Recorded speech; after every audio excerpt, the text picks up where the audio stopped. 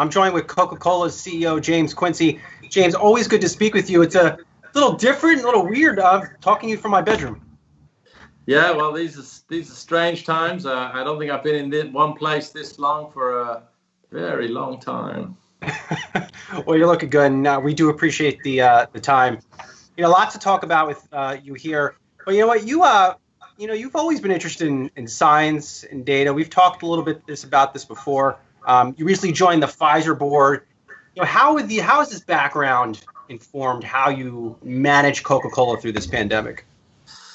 I guess it all goes back to the school days to some extent. In the end, you're apart from a very few gifted people who are great at everything, most people are good at science or they're good at some sort of arts. And I happened to be on the science side and became an engineer, even though they ended up at Coke. So data, forming a clear view and being orientated around the facts, and then sure, being creative and having a hypothesis has always been part of what I try to marry together, the kind of the rational and the emotional. But being grounded in the numbers has always been a key part of the way I've approached things. What has it been like for you managing through Coca-Cola? What are some of the challenges that you've had to endure? I imagine a lot of long nights, a lot of Zoom calls. Yeah, there's a lot more staring at a small screen than I would have liked. I think we can all share that pain, or at least those of us who were until very recently office workers. And somewhat strangely, I miss some of the travel. I certainly miss being able to engage with the employees around the world, with our bottling partners around the world. It's still a human business. The social contact and the human contact and interactions are a fundamental part of who we are, and that's a strange thing to miss. Certainly won't miss all the old video calls. So it's been kind of weird, but ultimately, one of the great benefits of the Coke system is people have been here a while. We've got long partnerships, so everyone knows each other. The one thing that would be harder than managing the business by video would be managing it with a whole lot of people you don't know. And so those deep personal connections means it's much easier to kind of be able to be productive over the video, because there's a solid foundation of connection with all the people involved. James, the last time we heard from you, I think you took a lot of folks by surprise on your latest earnings call, noting that global volume was down 25% in April. Are you seeing anything in the data that number was the bottom? We're seeing in two thoughts. One, we're seeing an improvement and really the predominant feature of the business in the very short term is going to be the degree of lockdown. The degree of lockdown, given that half our business is at home for at-home consumption and half our business is away from home consumption, the degree of lockdown is really what's driving the impact on the away from home.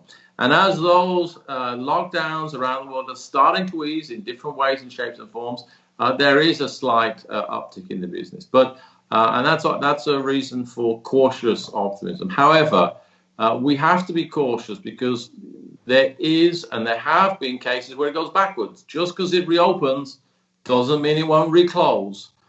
We can see in Japan, we can see in Singapore, we saw temporarily in South Korea that, as you open, you increase the risk of flare-ups and then the restrictions come back into place. So we see these reopenings, the reduction in lockdowns and reopenings as positive from an economic point of view, but we are also cautious that we are not necessarily witnessing the end, but yet the next stage of how this is going to play out. James, you're on the President's Economic Revival Council. What have you told the administration on how could they successfully reopen the U.S. economy? Yeah, I mean, obviously we're one of many, many companies and industries that are feeding in thoughts and ideas into the president's office and into the political system on how the economy can be open. And clearly, the biggest balancing act is between what needs to be done to deliver health outcomes and the fact that the more locked down the economy is, the more it's going to suffer. And so it's, we offer our thoughts on what it takes to stimulate the economy. There's no point stimulating it until, of course, there's chances to spend, or at least you've got to stimulate choicely in sectors and areas where it can flow through. But also the guidelines that have come out. I saw the CDC had come out recently with their latest thoughts on the reopening. So we're going to have to follow both sets of both parallel tracks, both the adaptation to keep the employees and the customers safe, and yet find ways to reactivate the economy. So we fed in our ideas, and I think everyone's kind of trying to take those first steps forward. James, there have been some big changes to how goods and services are consumed during this pandemic. What does it mean for Coca-Cola? Does it mean more promotions? Does it mean smaller package sizes? Does it change how you merchandise your products in, let's say, a Target or a Walmart?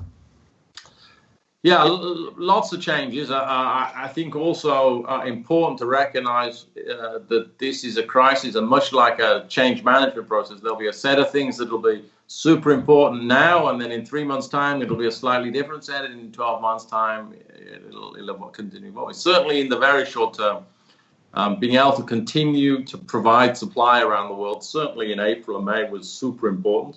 We know that the retailers try to focus on a smaller number of products to get them to flow easily through their systems with all the restrictions in place. We certainly did the same, focusing in on some of our core products and core packages, really to keep the product supply going. And that was the name of the game.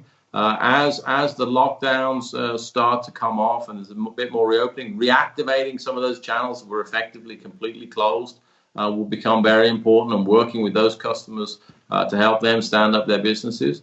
And then I think we also have to recognize the economic impact. There's going to be an economic hangover from the lockdown. And so affordability is going to become a feature of what's going to happen in the coming months until the economy recovers. And we will have to adapt to that reality as well. How will you adapt, James? Look, I've spent the better part of my life going to restaurants, drinking Coca-Cola from fountain machines, but we've had McDonald's come out here and say, hey, our fountain machines are not going to reopen. What does that mean for Coca-Cola? Well, I think they're going to provide. I think what they said was they weren't going to do free refills. But what's happening in the short term is those restaurants like McDonald's, for instance, in the US, that have very high proportion of drive-through or takeaway, have continued to be able to at least have part of the business operating and doing well and selling their food and hopefully selling our drinks too. But the dine-in business has suffered, and until there's a reopening, and at least in the initial phase, there's going to be some form of physical distancing, which will effectively reduce capacity, so that'll affect sales too. So there's going to be a staged emerging from this process. But I think we will get back. I mean, ultimately, the underlying human needs and dynamics aren't going to be different. We're still going to be human. How we go about getting satisfaction, how we go about doing things, maybe, yes, there'll be some behavior changes in the short term, but I don't think people are going to stop wanting to get together to socialize. What's your best guess on the sports side of the business? We consume a lot of Coca-Cola products at sports games. When do you think fans will return? Is it 2021? Well, I'm certainly not in the prediction business. We've certainly looked at a number of scenarios, and for sure there are some, clear scenarios that doesn't see audiences returning to very large events, whether they be sports events or entertainment events, potentially until 2021. I mean, I think a lot of it depends on the effectiveness of some of these distancing measures as the reopenings come and the perspective on vaccines and cure. There's just too much uncertainty to know the answer to that question. But certainly we're contemplating what would happen if there were some degree of audience in the back half of the year, maybe not at full or even none. So we're working ultimately on what would we do under each scenario. There's no point us putting all our eggs in one basket. We have a central view on what we think the path is going to be over the coming months and years, but we have to be